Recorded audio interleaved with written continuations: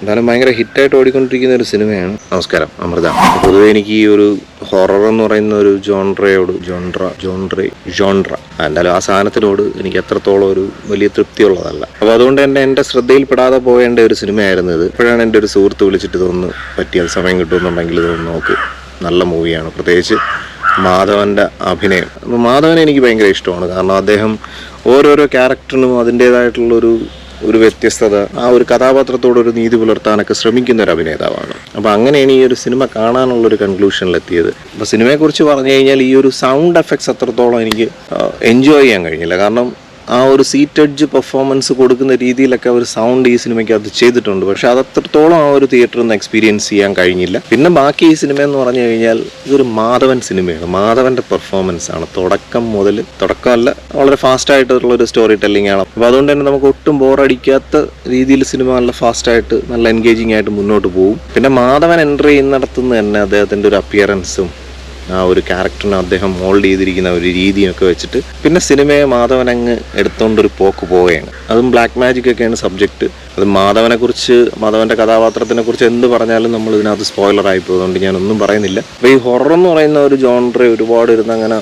തിയേറ്ററിലിരുന്ന് ആസ്വദിക്കുന്നവരെ സംബന്ധിച്ചിടത്തോളം ഇതൊരു must watch മൂവിയാണ്. ഒത്തിരി ആസ്വദിക്കാനുണ്ട്, ഒത്തിരി സീറ്റഡ്ജ് സീനുകളും അങ്ങനെയൊക്കെ ഒത്തിരി സംഭവങ്ങളുണ്ട്. പിന്നെ ലോജിക്കൊക്കെ നോക്കിക്കഴിഞ്ഞാൽ ഇതൊരു പക്ക ഫിക്ഷൻ രീതിയിലാണ് പോണത്. പക്ഷെ എങ്കിലും എവിടെയൊന്നും ഒരു സയന്റിഫിക്കലി കണക്ട് ചെയ്യാനൊന്നും ഇതിനകത്ത് ശ്രമിക്കുന്നില്ല, അല്ലെങ്കിൽ ഒരു ഹിപ്നോസിസിന്റെ സംഭവങ്ങളൊന്നും അത്രത്തോളം കണക്ട് ചെയ്യുന്നില്ല. പിന്നെ അവസാനമൊക്കെ എത്താറാകുമ്പോഴത്തേക്ക് ഇന്റർവെല്ലൊക്കെ എത്തുന്ന ഭാഗമൊക്കെ എന്ന് പറഞ്ഞു കഴിഞ്ഞാൽ നമ്മളങ്ങനെ പിടിച്ചെടുത്തുന്ന രീതിയിൽ തന്നെയാണ് കൊണ്ടുവന്ന് നിർത്തുന്നത്. പിന്നെ ഇന്റർവെല്ല് കഴിഞ്ഞിട്ടുള്ള സെക്കൻഡ് ഹാഫ് വരുമ്പോഴത്തേക്ക് അതിൻ്റെ ആ ഒരു എൻഡിങ് പാർട്ടൊക്കെ എത്താറാകുമ്പോഴത്തേക്ക് ഒരു യൂഷ്വൽ ഹിന്ദി സിനിമയുടെ ഒരു ഫോമാറ്റ് അത് തന്നെ കറക്റ്റിന് പിടിച്ചിട്ടുണ്ട്.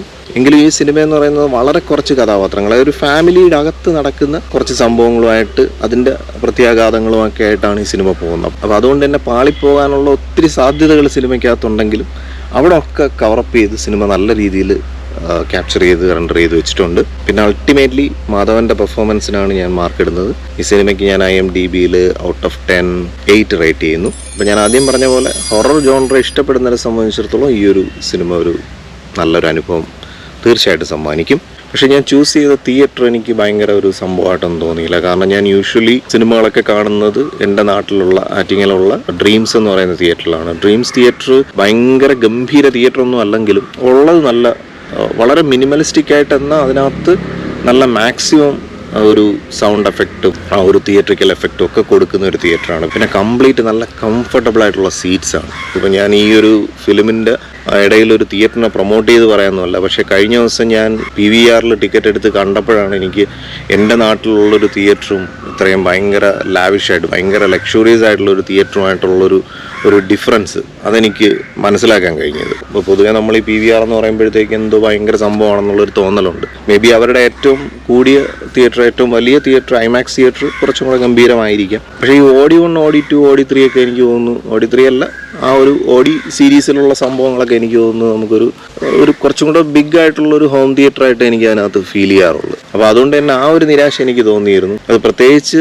ഇതിനകത്തുള്ള സൗണ്ടിങ്, നല്ല സൗണ്ട് എഫക്ട്സ് ഉള്ള ഒരു മൂവിയാണ്. അപ്പോൾ അതെനിക്ക് ഡ്രീംസിലാണ് കണ്ടിരുന്നതെങ്കിൽ കുറച്ചും കൂടെ ആ ഒരു തിയേറ്ററിക്കൽ എക്സ്പീരിയൻസ് കുറച്ചും കൂടെ സീറ്റഡ്ജൊക്കെ കുറച്ചും കൂടെ നന്നായിട്ട് എൻജോയ് ചെയ്യാൻ പറ്റുമായിരുന്നെന്ന് തോന്നി. സീറ്റഡ്ജ് എന്ന് പറയുന്നത് ശരിക്കും സിനിമ ക്രിയേറ്റ് ചെയ്യുന്ന ഒരു എഫക്റ്റാണ്, അത് നന്നായിട്ട് വന്നിട്ടുണ്ട്. പ്രത്യേകിച്ച് സൗണ്ടും കൂടെ സിങ്ക് ആകുമ്പോഴത്തേക്കുള്ള ഒരു ത്രില്ലിങ് എക്സ്പീരിയൻസ് നന്നായിട്ട് വന്നിട്ടുണ്ടായിരുന്നു സിനിമയ്ക്കകത്ത്. പിന്നെ അതിനേക്കാൾ മെനക്കെടുത്തായിട്ട് തോന്നിയത് ഒരു 7:10 ആണ് ടൈം പറഞ്ഞിരുന്നത്. എന്നിട്ട് തിയേറ്ററിൽ ചെന്ന് ഏതാണ്ട് ഒരു 5 മിനിറ്റ് മുന്നേ ആണെന്ന് തോന്നുന്നു, 5 മിനിറ്റ് മുന്നെയാണ് ഇവർ അതിൻ്റെ കംപ്ലീറ്റ് ഓപ്പൺ ചെയ്ത് നമ്മൾ അകത്തോട്ട് കയറ്റിയിട്ട് ഏതാണ്ട് ഒരു 20 മിനിറ്റോളം ഇവർ അകത്തിരുത്തി വെറുപ്പിച്ചെന്ന് പറഞ്ഞാൽ ആദ്യം കുറേ ആഡുകൾ കാണിച്ചു. അത് കഴിഞ്ഞിട്ട് പിന്നെ മൂവീസിൻ്റെ ട്രെയിലർ, അത് പിന്നെ നമുക്ക് കണ്ടുകൊണ്ടിരിക്കാമെന്നെങ്കിലും വിചാരിക്കാം. മേ ബി എന്നെ സംബന്ധിച്ചിടത്തോളം ഒരു ഫസ്റ്റ് ടൈം എക്സ്പീരിയൻസ് കൊണ്ടായിരിക്കും എനിക്ക് ഭയങ്കര ബോറായിട്ട് തോന്നിയത്. ഇന്നിപ്പോൾ അവരുടെ റിവ്യൂ എഴുതാനായിട്ടൊക്കെ ചോദിച്ചിട്ടുണ്ട്. ഞാൻ ഈ റിവ്യൂ കൂടെ ഇതിൻ്റെ കൂടെ ഇൻക്ലൂഡ് ചെയ്ത് പറയുകയാണ്. നമ്മളൊരു തിയേറ്ററിൽ ഒരു സിനിമ കാണാൻ പോകുക എന്ന് പറഞ്ഞു കഴിഞ്ഞാൽ നമുക്കൊരു സ്പെസിഫിക് ടൈം, അത് കഴിഞ്ഞാൽ നമുക്ക് പിന്നെ വീട്ടിലെത്തണം, അതിനിടയിൽ ഫുഡ് കഴിക്കണം, ഇതെല്ലാം നമ്മൾ പ്ലാൻ ചെയ്തിട്ടായിരിക്കും മൂവിക്ക് പോകണം. അപ്പോൾ അതിനിടയിൽ ഒരു 20 മിനിറ്റ്സ് അവർ വെറുതെ ഗ്രാബ് ചെയ്യുക എന്ന് പറഞ്ഞു കഴിഞ്ഞാൽ ഹാർഡ് ടു ടോളറേറ്റ്. ഞാൻ പറഞ്ഞത് ഈ കാണുന്ന സിനിമ അവിടെ പോയി സിനിമ കണ്ട് എക്സ്പീരിയൻസ് ചെയ്തവർക്ക് ഞാൻ പറഞ്ഞതിൽ എന്തെങ്കിലും വ്യത്യാസമുണ്ടോ എന്നുള്ളത് നിങ്ങൾ തന്നെ ഒന്ന് ഇവാലുവേറ്റ് ചെയ്ത് നോക്കുക. കാരണം എനിക്ക് ഈ 250 രൂപ മുടക്കിയതിൽ ഒട്ടും വർത്തായിട്ട് തോന്നിയില്ല. അപ്പോൾ അതാണ് ഞാൻ എൻ്റെ നാട്ടിലുള്ള ഡ്രീംസ് തിയേറ്ററുമായിട്ട് ഇതിനെ കമ്പയർ ചെയ്ത് പറഞ്ഞത്. എന്ത് സൂപ്പറായിട്ടാണ്. മേ ബി അവിടെ ലക്ഷറി ടാക്സ് ഒന്നും അത്രയും വരാത്തോണ്ടായിരിക്കാം, പക്ഷേ എങ്കിലും നമ്മളൊരു ബിസിനസ് ആസ്പെക്റ്റിൽ കാണുമ്പോഴത്തേക്ക് ഒരു മൂവി തിയേറ്റർ എന്ന് പറഞ്ഞ ഒരു പബ്ലിക് സർവീസും കൂടിയാണ്. അപ്പോൾ അത് നമ്മൾ ഇത്രയും കാശും വാങ്ങിച്ചിട്ട് ആ കൊടുക്കേണ്ട ലക്ഷറി എന്ത് നമ്മൾ പേ ചെയ്യുന്നു അതിനുള്ള വർത്ത് നമുക്ക് തിരിച്ചു കിട്ടുന്ന ഒരു തിയേറ്ററിനോട് എനിക്ക് എന്തോ ഒരു അമിതമായിട്ടുള്ളൊരു സ്നേഹം തോന്നി. അതാണ് ഞാനിതിനകത്ത് എടുത്തു പറഞ്ഞത്. അപ്പോൾ ഇനി എന്തായാലും ഒരുപാട് നല്ല മലയാള സിനിമകളൊക്കെ വരാൻ പോവുകയാണ്. ഗോട്ട് ലൈഫ് കാണണം. അപ്പോൾ ഇതൊക്കെ കണ്ടിട്ട് അതിൻ്റെ ഒരു റിവ്യൂ ആയിട്ടോ അല്ലെങ്കിൽ ഒരു ബ്ലിസ്ഫുൾ സ്റ്റോറി ആയിട്ടോ നമുക്ക് വീണ്ടും കാണാം. Thank you for watching and thank you for supporting me.